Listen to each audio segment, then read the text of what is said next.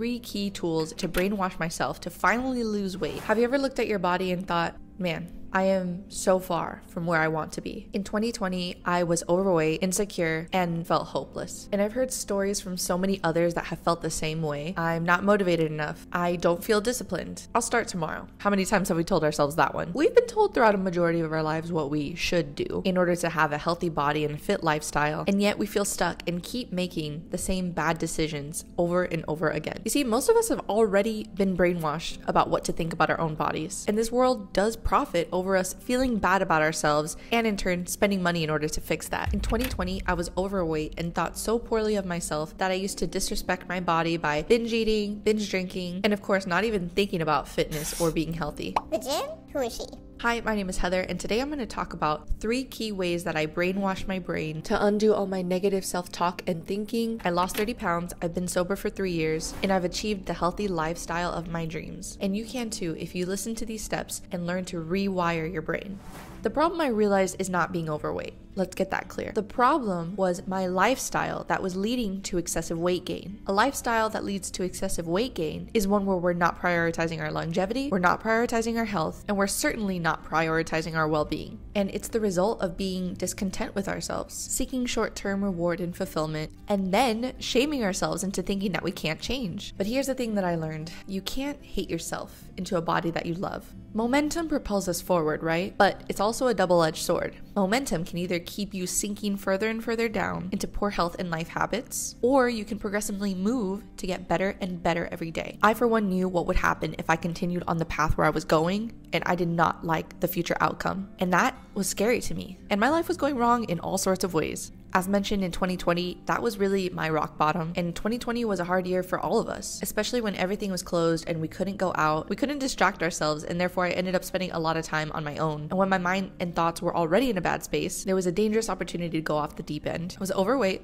I was drinking alcohol excessively, and I sat at my computer 12 hours a day from work and gaming. And I continued to hate myself so much that I even pushed away a lot of close friends and people that actually cared about me. If I continued on that path, I would have ended up alone, with no one to blame but myself. And unfortunately, it was only after reaching this rock bottom that I was forced to reflect inwards and think, is this really who I am? Is this really what I want to be? And the answer was no. The outside did not reflect who I felt I really was on the inside. It didn't reflect the person I wanted to be. I didn't even recognize myself anymore. When I looked in the mirror, all I saw was a victim, a person that was blaming everybody else except herself. I wasn't taking responsibility. Now, disclaimer, when I say I brainwashed myself into losing weight, I don't mean that I strapped myself to a chair and only fed myself water in America's Next Top Model. What I did was take action to finally commit to my new self. So for me, that was it. I needed to remove my old self-talk, my old way of thinking, and literally reprogram my brain. I needed to upload new information because the old way of thinking was getting me nowhere. And something that really helped me was thinking about my younger self. When I was younger, who did I dream of being before I got lost in the perception of how other people see me? I remember wanting to be my best self back then.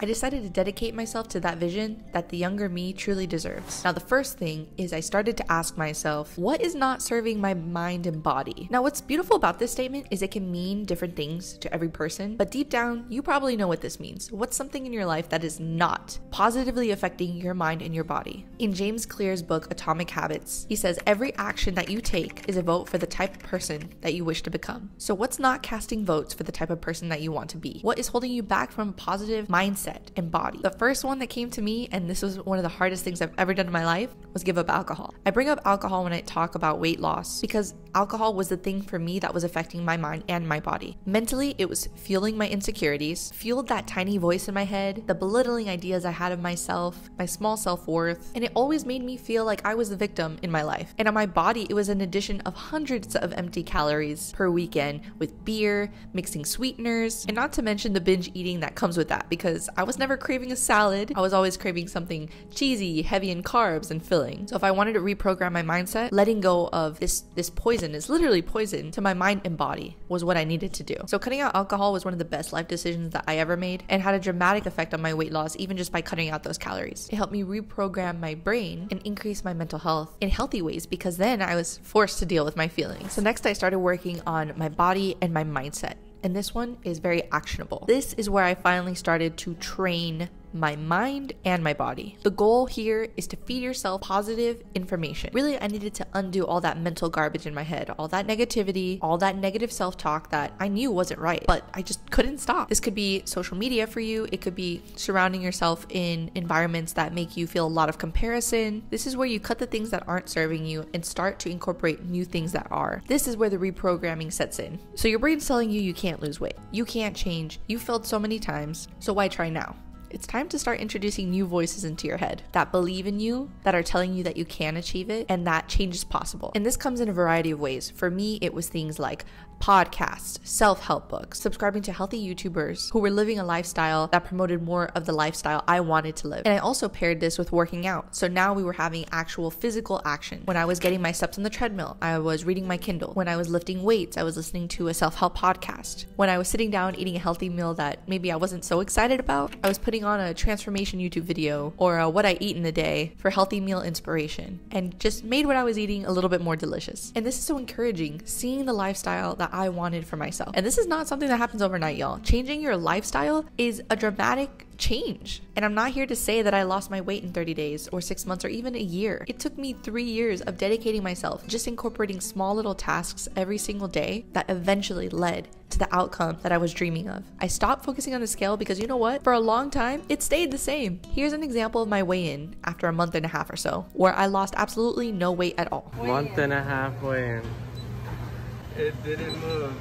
Oh my god. If my goal was to lose weight, I never would have done it. I had to focus on my mindset and shifting that and my lifestyle. And you know what motivated me? Not looking great in a bikini, but being terrified that if I continued on the same path of gaining weight, eventually I would be so unrecognizable to myself, and that scared me. The third thing I did was reprogram my mind to remove short-term reward and start becoming more comfortable with the uncomfortable. In The Mountain Is You by Brianna Wiest, she states, your new life is going to cost you your old one. It's going to cost you your comfort zone and your sense of direction. It's going to cost you your relationships and friends. It's going to cost you being liked and understood. It doesn't matter. When I decided I wanted a new life, it meant giving up short-term comfort. I started to train myself to put myself in situations of discomfort and embrace it. So bye-bye short-term reward, they're gone. Now we're coping. We need to cope with these negative feelings. We will feel anxious. We will feel sad, but we need to embrace feeling scared. When these feelings come up, those are the feelings that we're going to reprogram. The term frustration tolerance is the ability to withstand difficult situations and events. Successful people that achieve goals have a higher frustration tolerance. This means they're able to tolerate higher amounts of unwanted thoughts and feelings in order to achieve their ultimate goals. Higher achievers feel just as scared of change, just as frustrated when goals aren't met, but the difference is perseverance. I realized I was running away in a lot of ways. I was running away from my feelings and I was looking for the short-term escape. I didn't want to be uncomfortable at the gym and not know how to use the equipment and feel like I was looking dumb, which by the way, nobody at the gym will ever think you're looking dumb, okay? Don't ever think that. I wanted to sit on the couch, order takeout, and watch Netflix. I didn't want to feel sad. I wanted to play video games and not think about work or progressing in my life. And disclaimer, obviously all these things are fine in moderation, but I tend to take everything to the extreme. My meal portions were extreme. My indulgent weekends were extreme. My dedication to escape reality was extreme. So I needed to accept the frustration. When I quit gaming, I quit hanging out with my old friend group. I felt so lost. I was like, what do I do with this free time? But this led me to new hobbies. I started indoor bouldering. I started skating. I started reading again.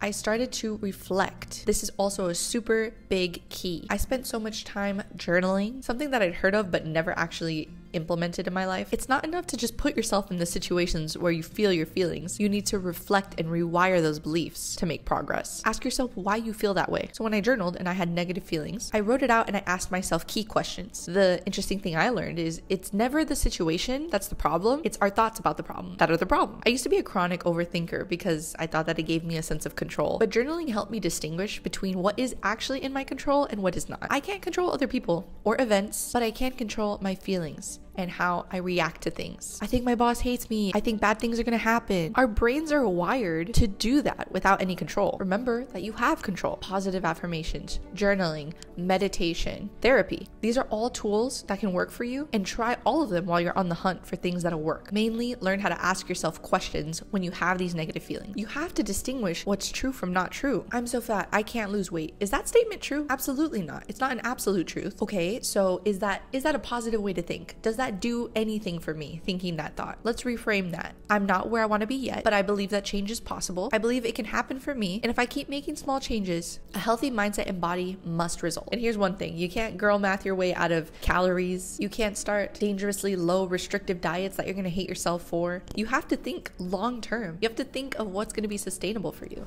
And that's it. Those are my tips for how I finally brainwashed my brain to lose weight. If you enjoyed this video, make sure you subscribe and stick around, and leave a comment below if you are more motivated than ever to get started, a change that you're going to implement today. Thank you, and I'll see you in the next one.